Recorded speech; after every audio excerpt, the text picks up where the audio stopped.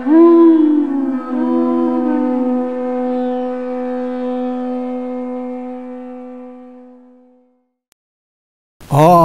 नमो भगवते वासुदेवाय।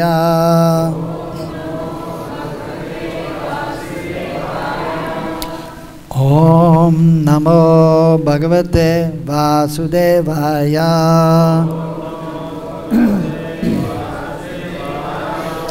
ओम नमो भगवते वासुदेवाय।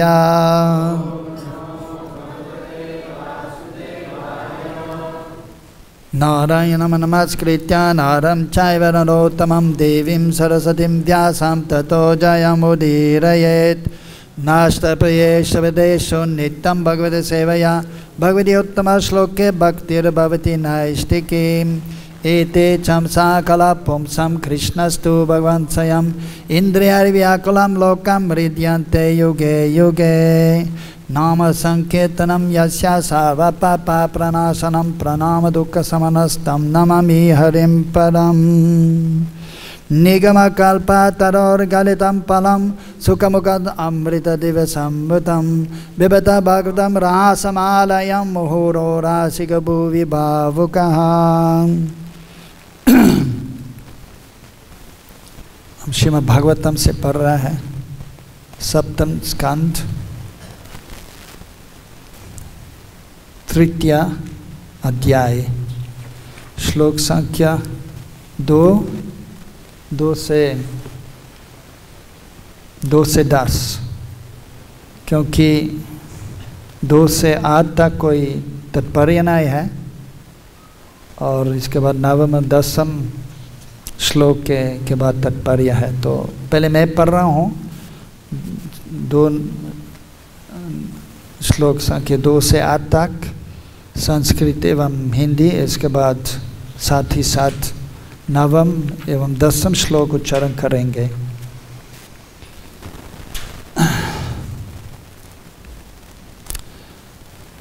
साते पे मंदरद्रोण्यम तपा परमदारुणम उर्वा बहुर्न भोदृष्टि पदंगुष्टा श्रितावनी। हिरण्यकशिपु ने मंदर पर्वत की गति में अपने पाँव के अंगूठे के बाल भूमि में खड़े होकर अपनी भुजाएं ऊपर किए तथा आकाश की ओर देखते हुए अपनी तपस्या प्रारंभ की। यह स्थिति अतीव कठिन थी, किंतु सिद्धि प्राप्त करने के लिए उसने इसे स्वीकार किया। जाता दिदिति भीरेजे संवर्तर्का एवं शुभे तस्मिन् तपस्तप्यामाने देवस्थानानि बेजिरे। हिरण्यकशिपु के जटाजूट से प्रलय कालीन सूर्य की किरणों के समान प्रकाशमान तथा असह्य तेज प्रकट हुआ। ऐसी तपस्या देखकर सारे देवता जो अभी तक सारे लोकों में भ्रमण कर रहे थे अपने अपने घरों को लौट गए। तस्या मूर्ना समुद्भूता साधु मोग्निस्तपोमया तीर्य गुर्वं मधोलोकन प्रतापद्विश्वागिरीतम। हिरण्यकशिपु की कठिन तपस्या के कारण उसके सिर से अग्नि प्रकट हुई और यह अग्नि अपने धुएं समेत आकाश भर में फैल गए। उसने ऊर्ध्व तथा अधः लोकों को घेर लिया, जिससे वे सभी अत्यंत गर्म होते। चक्षु भूर्नद्युदन्वन्ता सद्विपद्विक्षी चलाभो निपेतु सग्रहस्तारा जज्वालुश्चा दिशो दशा। उसकी कठिन तपस्या के बल से सारी नदियों तथा सारे समुद्र उद्वेलित हो उठे। भूमंडल की सतह अपने पर्वतों तथा द्वीपों समेत तरतराने लगी और तारे तथा ग्रह टूटकर गिर पड़े। सारी दिशाएं धधक उठी थी।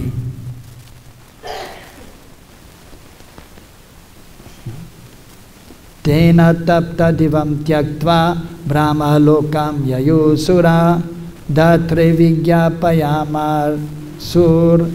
देव जगत्पते दैत्येन्द्र तपसा तप्ता दिविस्ततुं न शक्नुमां।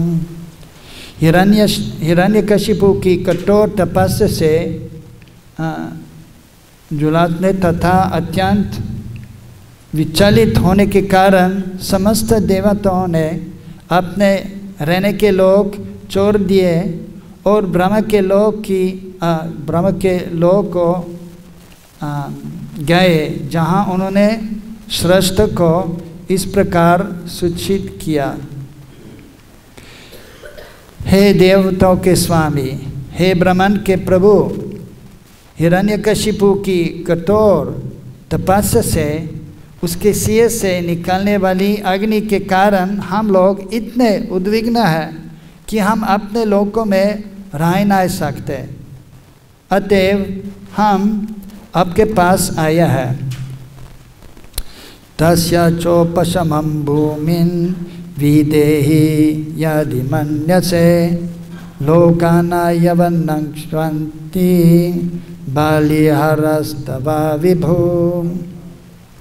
हे महापुरुष, हे ब्रह्मांड के प्रधान, यदि आप उचित समझें तो इन सारे उत्पातों को जो सब कुछ विनाश करने के उद्देश्य से हो रहा है, कृपा करके रोक दे, जिससे आपकी आज्ञाकारी प्रजा का संहार ना हो। तस्यायं किल संकल्पश्चरतो दुश्चरं तपा श्रूयतं किं न वेदितस्तावतापि निवेदितम्। हिरण्यकशिपु ने अत्यंत कठिन तपस्या का व्रत ले रखा है। यद्यपि आपसे उसकी योजना छिपी नहीं है, तो भी हम जिस रूप में उसके मंतव्यों का निवेदन कर रहे हैं, कृपा करके उन्हें सुन ले। साथ ही साथ अभी ये 9वां और 10वां श्लोक उच्चारण करेंगे। सृष्ट्वा चराचरमेदं तपो योग समाधिना अद्यस्ते सर्वविदिष्ण्यम् व्यापारमेष्टि निजासनं तदहं वदमानेन तपो योग समाधिना कलत्मनोश्च नित्यत्वात्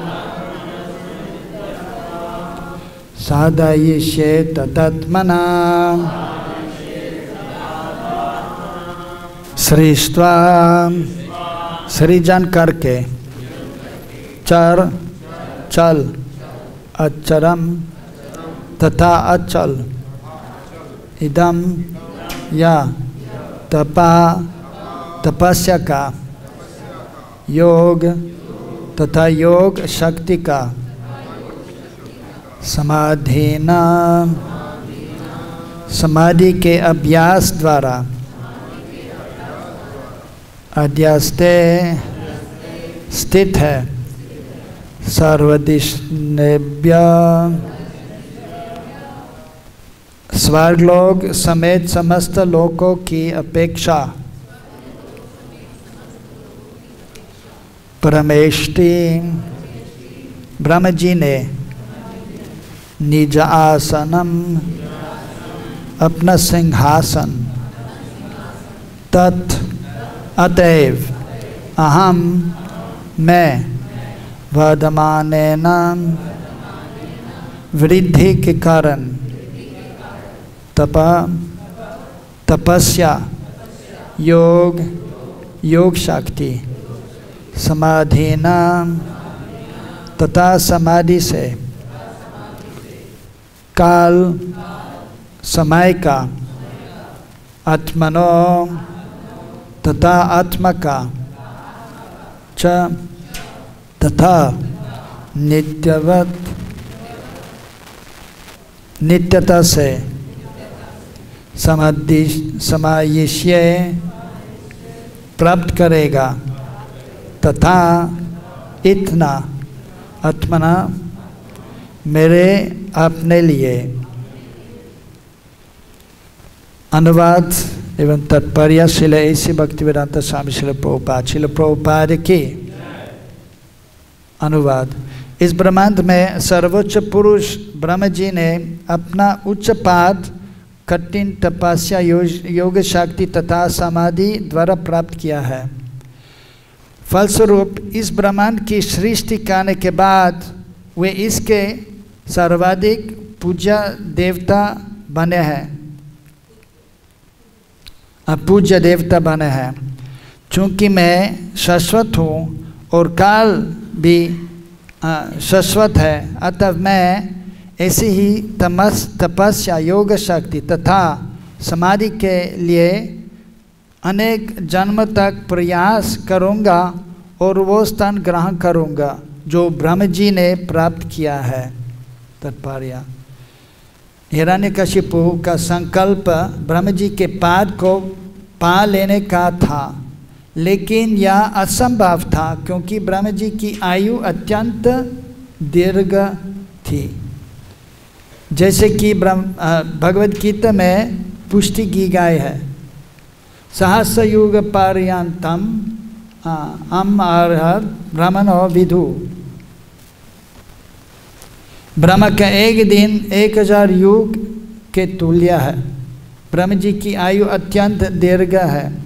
फलस्वरूप हिरण्यकशिपु के लिए उनका पाद प्राप्त कर सकना असंभव था।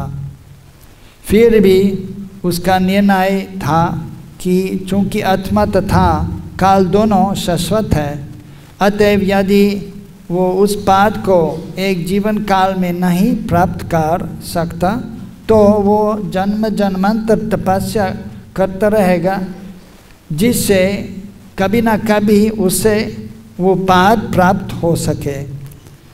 ओम ज्ञानतिमिरन्तस्य ज्ञानञ्जनशलाकया चक्षुरुन्मीलितं येन तस्मै श्रीगुरवे नमः। श्रीचैतन्यमनोभीष्टं स्थापितं येन भूतले स्वयं रूपकदामह्यं ददाति सावदन्तिकं। वन्देऽहं श्रीगुरो श्रीयुतपदकमलं श्रीगुरुन् वैष्णवंश्च श्रीरूपं सागरजातं सहगना रघुनाथान्वितं तं सजीवं साद्वैतं सावधूतं परिजनसहितं कृष्णचैतन्यदेवं श्रीराधा कृष्णपादं सहगना ललिता श्रीविशाखान्वितंश्च। हे कृष्णा करुणा सिंधु दीनबन्धो जगत्पते गोपेश गोपिकान्त राधा कान्त नमस्तुते। तप्त कंचन गौरांगी राधे वृंदावनेश्वरी वृषभानुसुते देवी प्रणमामि हरिप्रिये। वंशकल्पतरुभ्यश्च कृपा सिन्धुभ्यः च पतितानां पावनेभ्यो वैष्णवेभ्यो नमो नमः। जय श्री कृष्ण चैतन्य प्रभु नित्यानंद श्री अद्वैता गदाधर शिवासादि गौरभक्तवृंद। हरे कृष्णा कृष्णा कृष्णा हरे हरे, हरे राम राम राम हरे हरे।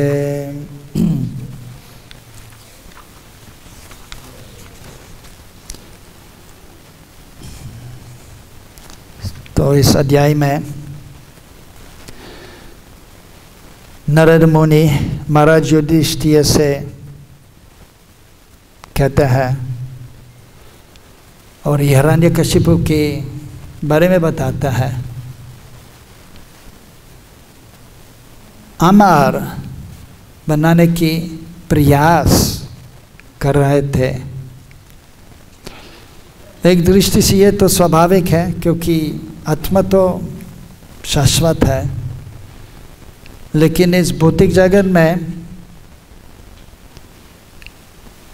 एक शरीर में हमेशा के लिए नहीं रह सकता है। फिर भी इस भौतिक जगत में रहते हुए भी तो जीव तो शाश्वत है, क्योंकि स्वभाव तो है, लेकिन शरीर तो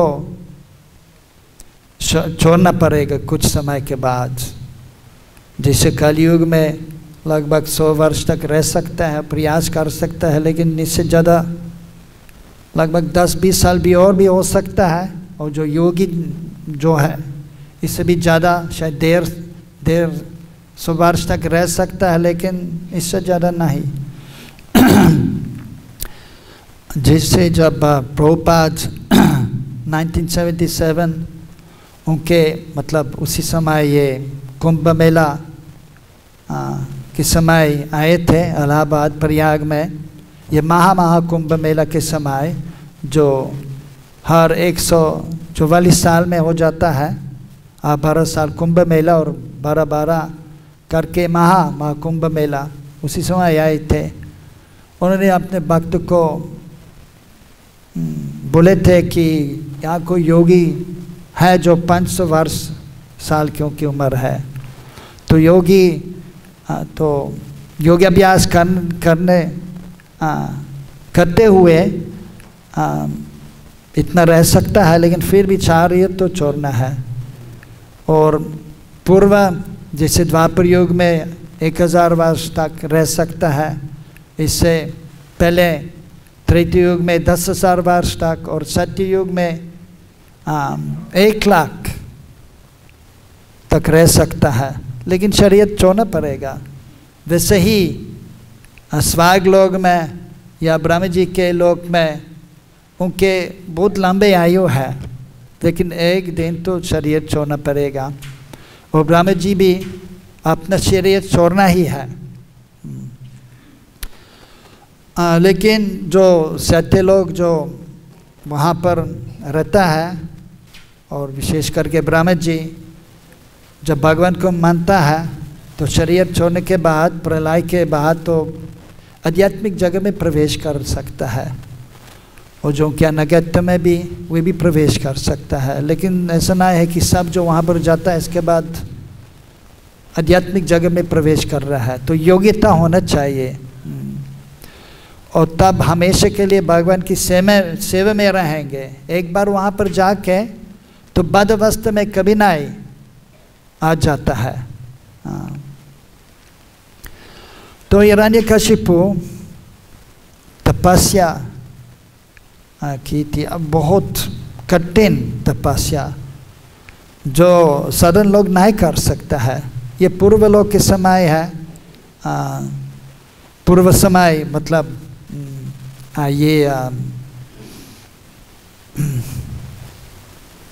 ये सत्ययुग या के समय तो बहुत सालों के लिए तपस्या किया, और आजकल ज़्यादा तपस्या करना तो मुश्किल है। और जैसे उन्होंने किया है ये सब लोग नहीं कर सकता है। और ये भी हमको मालूम है कि वास्तव में ये भगवान के परिकार है, जाए और भी जाए। लेकिन क्योंकि ये 4 कुमार को जब वहाँ पर पहुँच गए थे वैकुंठ में, तो राह पे उनको रोक दिए थे। तो क्रोधित होके ये 4 कुमार उनको शाप दिए थे जाय विजय को। इस कारण से इस भौतिक जगत में आए थे, और ये वास्तव में भी भगवान की इच्छा थी, इसलिए आए थे यहाँ पर। और क्योंकि भगवान के परिकार है, इसलिए इस भौतिक जगत में रहते हुए भी तो लेकिन असुर के रूप में थे, लेकिन कठोर तपस्या किए थे, जो हम नहीं कर सकते, साधारण जीव नहीं कर सकता है इस भौतिक जगत में रहते हुए। और तपस्या करते करते तो किसी से अग्नि प्रकट हुई और इस अग्नि के धुआं ये समस्त आकाश भर में फैलाया। उस कारण से भी स्वर्गलोक तक और इस भूमंडल और अधोलोक कभी तो अत्यंत गर्मी सब लोग अनुभव किए थे। और इस कारण से ये देवता लोग ब्रह्मा जी के पास गए और उनसे निवेदन किए थे कि आप कृपा करके उनके पास जाइए और इसका समस्या का हाल निकाल दीजिए। और यहाँ पर तो इसके बाद भी आए थे और इसमें उनका जो हिरण्यकशिपु का जो भाव जो है प्रकट कर रहा है, बताता है नारद मुनि। उनकी इच्छा थी ब्रह्मा जी के पार पर पहुंचना है। और इसके बाद इसमें भी उल्लेख किया है, अगर इस जन्म में सफल नहीं हो जाता हूँ तो अगले जन्म में तो तपस्या करते करते अगले जन्म इस पार पर पहुँचूँगा। ये उनके ऐसा संकल्प था और ऐसा दृढ़ विश्वास भी था कि पहुँचूँगा उस पार पे। और तो उससे निश्चय धैर्यात उत्साह के साथ हमको कुछ अगर करता है और निष्ठा भी है और धैर्य भाव भी है तो उस पार पर पहुंच सकता है।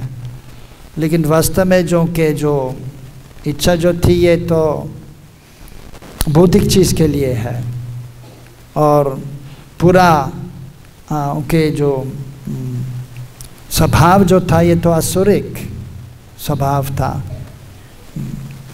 जो नहीं होना चाहिए। और वास्तव में अगर दैविक स्वभाव नहीं है तो ब्रह्मा जी के पाद पर नहीं पहुंच सकता है। जन्मांतर जन्मांतर तपस्या करते हुए ब्रह्मा जी के पास नहीं पहुंच सकता है, जग आसुरिक भाव है, स्वभाव है।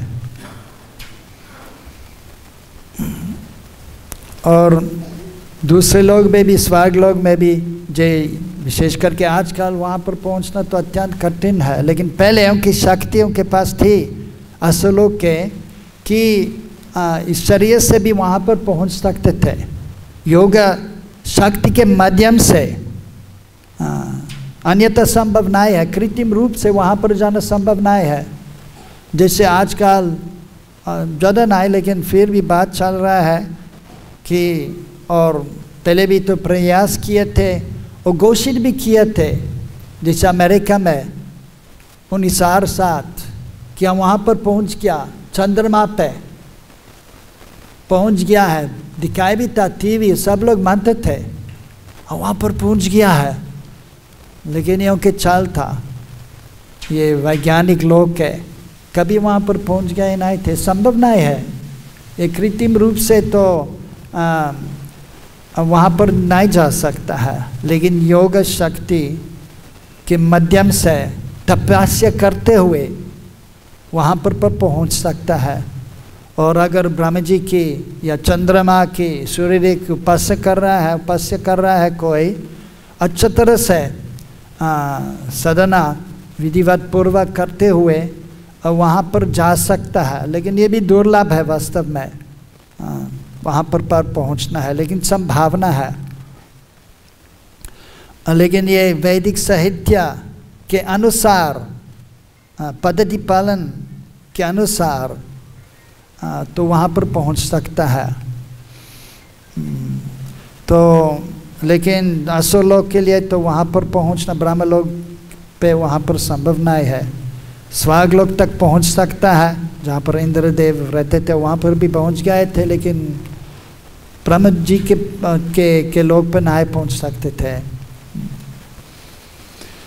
तो ये असुलों के लिए असंभव है। और प्रभुपद इसमें उल्लेख किया है कि वहाँ पर कि ब्रह्म जी के सत्यलोक पे तो उनकी आयु क्या है इसमें उल्लेख किया है। भगवद गीता में भी कृष्ण ने सहस्र युग पर्यंतम हर यद ब्रह्मणो विदु, सहस्र युग तो 4 युग जो होता है ये हमारे काली युग और उसके बाद द्वापर युग, त्रेता युग और सत्य युग, ये 4 युग दिव्य युग कहलाता है। ऐसा 1000 दिव्य युग ब्रह्म जी के एक दिन है, वैसे ही उनके रात ऐसा है। तो 4,32,000 4,32,000 कलयुग के अवधि है। इसके 2 गुण द्वापर, इसके 3 गुण त्रेता युग, इसके 4 बार ये सत्ययुग है। तो ये मिला के 4,300,000 मतलब 40 लाख कितना होता है, तो 42 लाख लगभग। तो बहुत लंबे समय उनके एक दिन, वैसे ही उनके रात। और जैसे हम 100 वर्ष तक रह सकता है वैसे ही वे 100 वर्ष की आयु है, बहुत लंबे समय है। तो लेकिन उनके निष्ठा तो उनके पास था निष्ठा, लेकिन वास्तव में इसका कोई मतलब नहीं है और इसका कोई फल नहीं है अंतिम दृष्टि से, क्योंकि हम कृष्ण के नित्य दास है। और यह है कि परम गति है भगवान के धाम में वापस जाना। तो इसके लिए भगवान के प्रतिनिधि के पास जाना है और उनके मार्गदर्शन के अनुसार साधन भजन करना है, तपस्या भी करना है। और उनकी कृपा से, भगवान की कृपा से हम आगे जा सकता है और परम पदम आध्यात्मिक जगत में प्रवेश कर सकता है। तो ये परम गति है। तो लेकिन ये बहुत महत्वपूर्ण है कि हमको निष्ठा के साथ और उत्साह के साथ हमको भजन करना है। जैसे रूप गोस्वामी पाद कहता है कि उत्साह निश्चय धैर्य तत्त कर्म प्रवर्तना संगत्याग सतो वृत्ते सद्भिर भक्तिर प्रसिद्ध थी। तो सिद्ध वस्तु पर पहुंच सकता है जब साधु के साथ रहता है, उनके मार्गदर्शन के अनुसार जब भजन करता है। और भौतिकवादी जो है और नास्तिक लोग उनसे दूर रहना है, और जो अपराधी उनसे दूर रहना है। और हमेशा तो जो तत्त कर्म प्रवर्तनात्, जो जैसे नवविध भक्ति पंच महत्वपूर्ण भक्ति के अंग, इसमें लीन होना चाहिए और उत्साह के साथ निष्ठा के साथ आगे जाना है। और तैयार, जैसे वे तैयार थे उत्तम पर, मतलब ये ब्रह्म जी के पाद पर पहुंचना है। अगर इस जन्म में नहीं पहुंचता है तो अगले जन्म में तो पहुंचेंगे। तो वैसे ही निष्ठा होना चाहिए और वैसे ही तो भक्त लोग भजन करते करते प्रयास कर रहे हैं इस जन्म ही उत्तम अवस्था पर पहुंचना। ये तो प्रयास कर रहा है, लेकिन ये भी कठिन है, आसान नहीं है। लेकिन कम से कम प्रयास करना है ज़्यादा से ज़्यादा आगे जाने के लिए। जैसे श्रद्धा से प्रेम अलग अलग अवस्था है। श्रद्धा, साधु संगा, भजन क्रिया, नात निवृत्ति, निष्ठा, रुचि, आसक्ति भाव, प्रेम। तो जब गुरु के पास वैष्णव के संग में रहता है और भजन करता है तो धीरे धीरे जो अनाथ जो है चले जाता है तब निष्ठ के अवस्था पर पहुंच सकता है। तो हमको तो यह है कि हमको प्रयास करना है अच्छा तरह से, जिससे हम ज़्यादा से ज़्यादा आगे जा सकता है भक्ति मार्ग में। तो और भगवान दयालु है, और शुद्ध वैष्णव जो भगवान के प्रतिनिधि है ये भगवान से भी दयालु है, तो उनकी कृपा से हम आगे जा सकता है, अन्यथा तो संभव नहीं है। तो इसलिए हमेशा भक्त के संग में रहना है, विशेष करके जो आगे है, और जब उनकी कृपा मिलता है तब आगे जा सकता है भक्ति मार्ग में।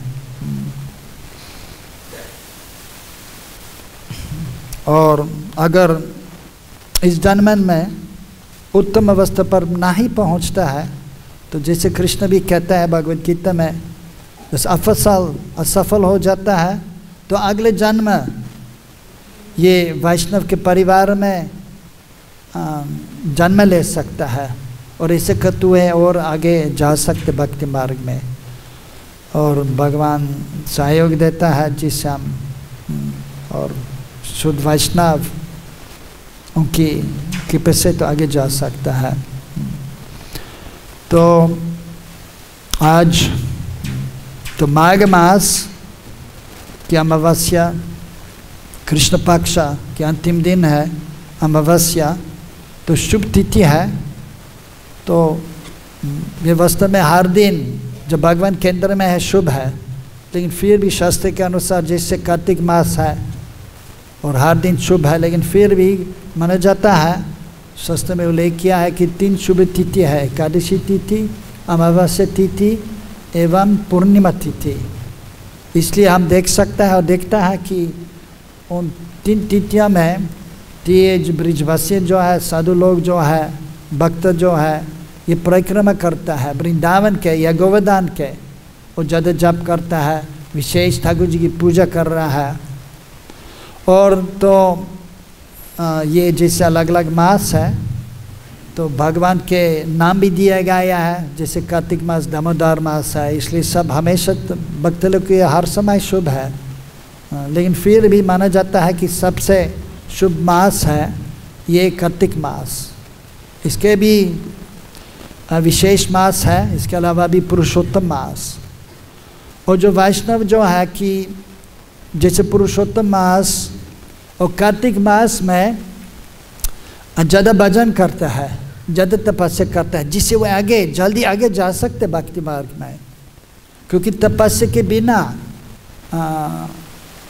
तो आगे जाना तो संभव नहीं है। ये भौतिक शक्ति छोड़ने के लिए तपस्या करना चाहिए, लेकिन सबसे महत्वपूर्ण है कि हम गुरु के अनुसार चलना है और हमको और अच्छा तरह से जप करना है, और ज़्यादा से ज़्यादा कम से कम नहीं। प्रभुपाद हमेशा कहते थे जिक्र के समय कितना माला जप करेंगे, भक्त लोग बोलते थे 16 माला, प्रभुपाद कहते थे कम से कम 16 माला। और तो कार्तिक मास के जो मतलब जो कोई साधु लोग जो है जो अच्छा तरह से भजन करता है, ये कार्तिक मास में तपस्या कर रहा है, ज़्यादा भजन कर रहा है। इसके बाद माघ मास में भी, और इसके बाद वैशाख मास में भी, वैशाख मास में भी, और पुरुषोत्तम मास में। और जैसे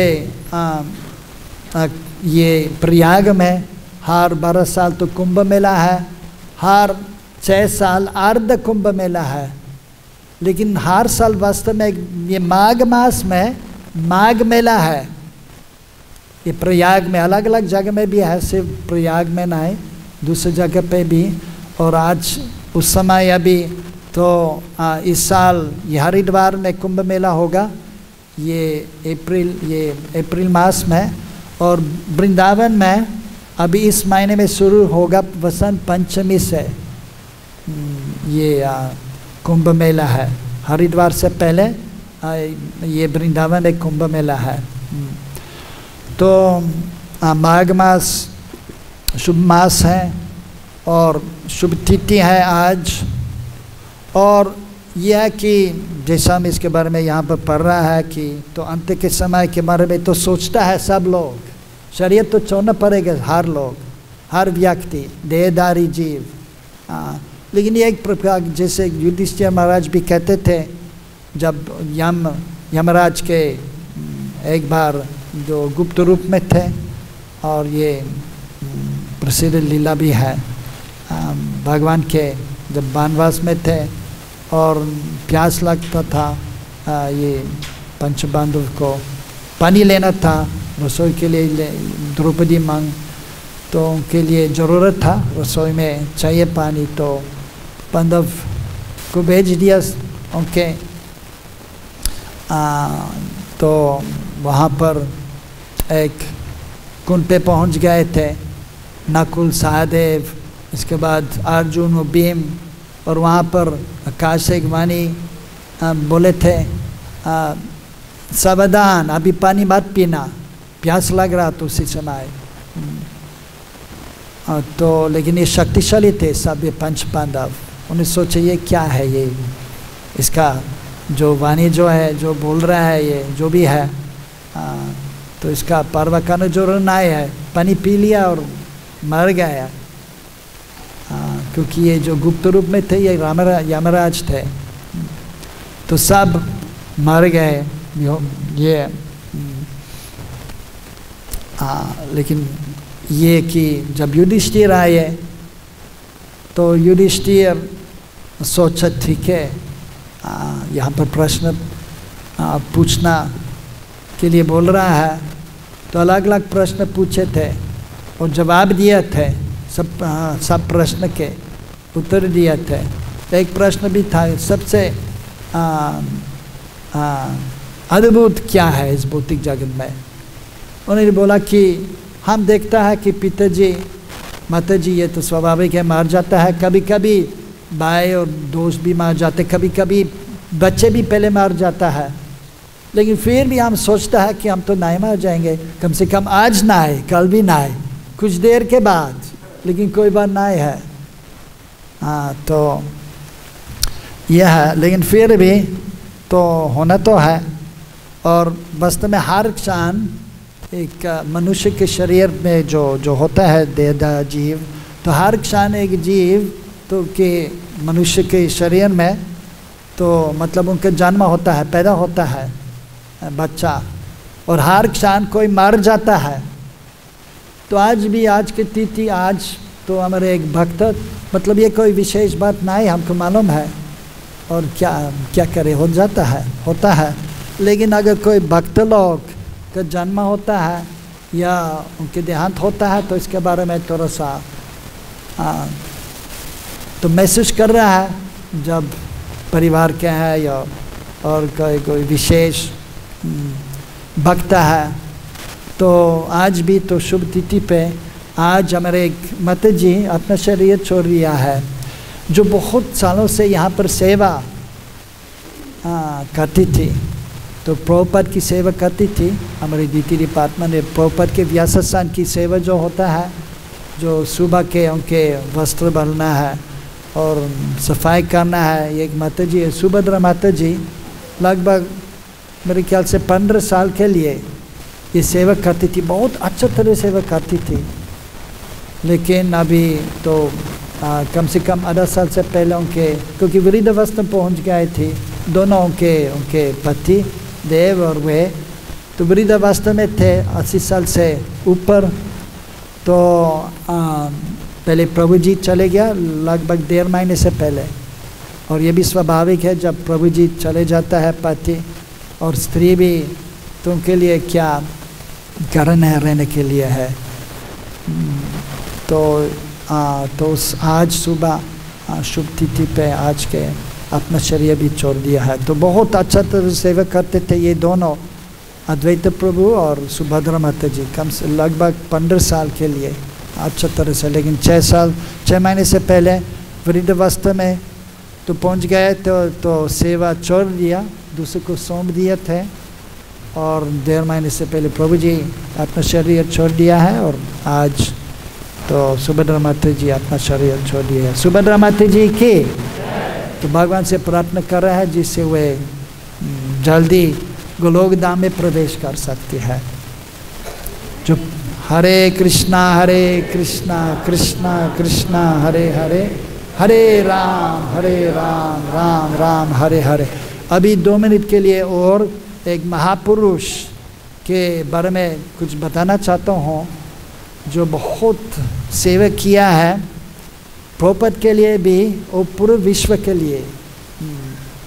आज के दिन 100 वर्ष से पहले 1921 ये बिहार प्रदेश में बक्सर डिस्ट्रिक्ट में तिवारीपुर गांव में एक भक्त का जन्म हुआ। एक ये श्री संप्रदाय के परिवार में, और बचपन से तो जप करते थे। लेकिन जैसे हम तो हरे कृष्ण से शुरू करते हैं, हरे कृष्णा कृष्णा कृष्णा हरे हरे, हरे राम राम राम हरे हरे। लेकिन जो रामचंद्र के भक्त है ये हरे कृष्ण हरे राम से शुरू करता है। तो हरे राम राम राम हरे हरे, हरे कृष्णा कृष्ण कृष्णा हरे हरे। तो जप करते थे बचपन से, क्योंकि पिताजी माताजी भक्त थे। और इसके बाद बुद्धिमान व्यक्ति, भक्त लोग तो बुद्धिमान व्यक्ति तो है, तो स्कूल में बहुत अच्छे थे, इसलिए पुलिस में पद मिल गया था सेवा करने के लिए। और स्पोर्ट्स में भी बहुत अच्छे थे, फुटबॉल खेलते थे। और तो भजन करते करते इसके बाद तो पिताजी के आदेश अनुसार गृहस्थ आश्रम में प्रवेश किए थे। और इसके बाद उनके 2 बच्चे भी लड़कियां पैदा हुई। और लेकिन उनकी इच्छा थी आगे जाने के लिए भक्ति मार्ग में। तो एक बार वहाँ पर उनके गांव में कोई गौड़ीय वैष्णव पहुँच गए थे, भक्ति सिद्धांत प्रभुपाद के शिष्य। और वहाँ पर भजन का मतलब संकीर्तन करते थे, प्रचार करते थे। इससे प्रभावित हो गए थे। उन्होंने सोचा मुझे सब कुछ छोड़ना है। और इसके बाद जब उसी समय सिर्फ 26 साल के थे और सब छोड़ दिया, और उनके गुरु महाराज के शरण में आए थे भक्ति प्रयाण केशव महाराज, भक्ति सिद्धांत के शिष्य, जो हमारे प्रभुपाद के सन्यास गुरु थे। तो उनके पास पहुंच गया और दीक्षा ले लिया था। और गौ पूर्णिमा के समय और हरि नाम, और क्योंकि ये है ना ब्राह्मण कुल के थे, और उपनयन दोनों दीक्षा मिल गया थे एक साथ। और भजन करते करते उनके साथ लगभग 6 साल के बाद संन्यास आश्रम में प्रवेश किए थे। और इसके बाद तो उनके गुरु महाराज के साथ प्रचार करते थे। और उनके गुरु महाराज उनको तो यहाँ पर मथुरा में स्थापित किए थे केशव जी गौड़िया मठ, जहाँ पर प्रभुपाद संन्यास लिए थे। और उनके शिष्य को बोल दिया आप वहाँ पर रहना है आपको और प्रचार करना है वहाँ से। तो उसी समय लगभग 40 साल के थे और वहाँ पर तो सेवा करते थे सन्यासी के रूप में।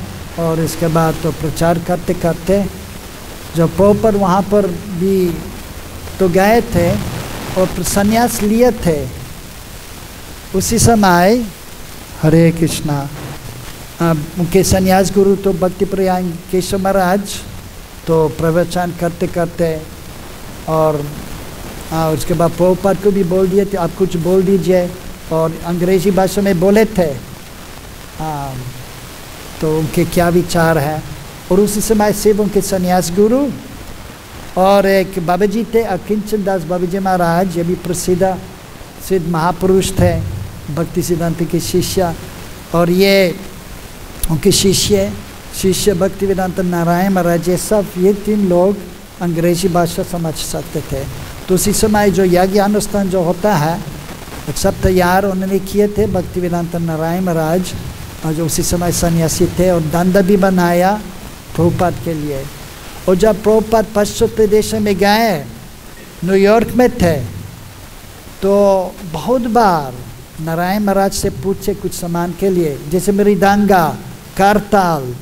और यहाँ पर न्यूयॉर्क में राधा कृष्ण मूर्ति है, छोटी मूर्ति जो है, और जो सबसे पहले राधा कृष्ण की मूर्ति तो यहाँ से भेज दिए थे। और प्रभुपाद को ये मथुरा के पेरा आपको मालूम है ना, मथुरा के पेरा तुमको अच्छा लगता था प्रभुपाद, तो नारायण महाराज को भी बोले थे आप भेज दीजिए। तो मथुरा से अमेरिका न्यूयॉर्क पर तो भेज दिए थे ये मथुरा के पेरे। और तो बहुत सेवा किए थे इस प्रकार से, जो कुछ प्रभुपाद शुरुआत में, क्योंकि उसी समय उनके पास कुछ नहीं था, भक्त लोग भी नहीं थे। बाद में तो उनके शिष्य थे और सब कुछ प्रभुपाद जो उनको चाहे तो भेज दिया था। और लेकिन अंत के समय भी शरीर छोड़ने से पहले कई बार उनको बुलाए थे नारायण महाराज को, और उनको भी बोल दिया कि मैं अभी जाने वाला हूँ। और तो उन्होंने बोला कि जो अंतिम जो संस्कार जो होता है उनको समाधि देना, ये कार्य आपको करना है। और आपको भी मालूम है जो वैदिक संस्कृति, वैष्णव जो संस्कृति के अनुसार अगर कोई परिवार में मर जाता है तो अंतिम संस्कार कौन करता है? कौन सा बेटा? बड़ा है ना, अगर बड़ा नहीं कर सकते तो छोटा करेंगे, लेकिन जो सबसे बड़ा है। तो क्योंकि यह है कि नारायण महाराज उनको विधि सब कुछ मालूम था अच्छा तरह से, और घनिष्ठ संबंध था प्रभुपाद के साथ, इसलिए उनको बोले थे कि आपको ये पूरा ये जो समाधि की व्यवस्था जो है आपको करना है, और उन्हें भी किए थे। और एक और बात यह है कि तो भक्त लोग को थोड़ा सा मार्गदर्शन के लिए भी बोले थे नारायण महाराज को। और इसके बाद भी जो एक बार उनको भी निवेदन किए थे नारायण महाराज से कि ये जो बहुत सुंदर जो प्रसिद्ध गीत है नरोत्तम, श्री रूपा मंजरी पादा से मोरा संपदा, से मोर बजना पूजाना, से मोरा प्राणदाना, से मोरा बराना, से मोर जीवन जीवाना। तो उन्होंने ये गीत गाने के लिए निवेदन किए थे। जैसे भक्ति सिद्धांत सरस्वती ठाकुर प्रभुपाद भी उनके मतलब शरीर छोड़ने से पहले भी उनके एक प्रमुख शिष्य को सीधा महाराज को बोले थे, जो एक मतलब सुंदर ढंग से नहीं गा सकते थे, लेकिन फिर भी उनके भाव था, इसलिए उनको बोल दी आप ये आप कृपा करके इस गीत गाइए। तो नारायण महाराज को भी बोल दिए थे एक बार जब यहाँ पर आए थे उनके घर पे। और यह है कि क्योंकि हमको समझना चाहिए कि हमको ये हम अपने आप को रूपानुग वैष्णव कहलाता है, तो रूप गोस्वामी का अनुगत्य हम चलता है, ये तो प्रकट करने के लिए तो ये रूप गोस्वामी का अनुगत्य चलना है। इसके बाद ये है जब थोड़ा सा आगे है, जब क्योंकि पहले वैदिक भक्ति के अनुसार हमको चलना है, लेकिन इसके बाद राग मार्ग में प्रवेश करना है, और रागानुग भक्ति के माध्यम से गोलोक वृंदावन जा सकता है। प्रकट लीला में जहाँ पर कृष्ण प्रकट, ये इसमें प्रकट लीला में क्योंकि तुरंत गोलोक धाम नहीं जा सकता है, पहले जहाँ पर कृष्ण की प्रकट लीला है वहाँ पर जाना है और वहाँ से जा सकता है। इसमें भी उल्लेख किया है महाप्रभु भी, उन्होंने बोला है कि राग मार्ग के बिना ब्रज में नहीं प्रवेश कर सकता है। तो सबसे पहले रूप गोस्वामी के अनुसार चलना है, इसके बाद रूप मंजारी के अनुगत्य में हमको साधन भजन करना है। ऐसे करते हुए सिद्ध वस्तु पर पहुंच सकता है, तब कृष्ण लीला में प्रवेश कर सकता है और वास्तविक आदान प्रदान होता है कृष्ण के साथ। तो इसके लिए तो उनसे भी तो भारी है कि मतलब यह है कि उन्होंने भी प्रचार किया पूरे विश्व में रागानुग भक्ति के रूपानुग भजन कैसे करना है। और इसलिए उसी दिन हम उनसे धन्यवाद कहना चाहता है, क्योंकि घनिष्ठ संबंध उनके साथ भी है। और तो उनकी कृपा जब मिलता है, महापुरुष की कृपा जब मिलता है तो आगे जा सकता है। और उनके मतलब प्रभुपाद के साथ बहुत तो ये घनिष्ठ संबंध था, प्रेम संबंध था। और ये भी है कि तो ये हमारे कर्तव्य है, क्योंकि उनको मतलब ये हमारे साथ के संबंध है। आज उनके व्यास पूजा है, सुबह से पहले तो शताब्दी के समय उनका थोड़ा सा 2 दिन बाद बोलना कि हमारे कर्तव्य था, इसलिए मैंने कुछ बोला है। श्री श्रीमद् भक्तिवेदांत नायक महाराज की, श्री श्री ऐसी भक्तिवेदांत स्वामी श्रील प्रभुपाद की। हरे कृष्णा।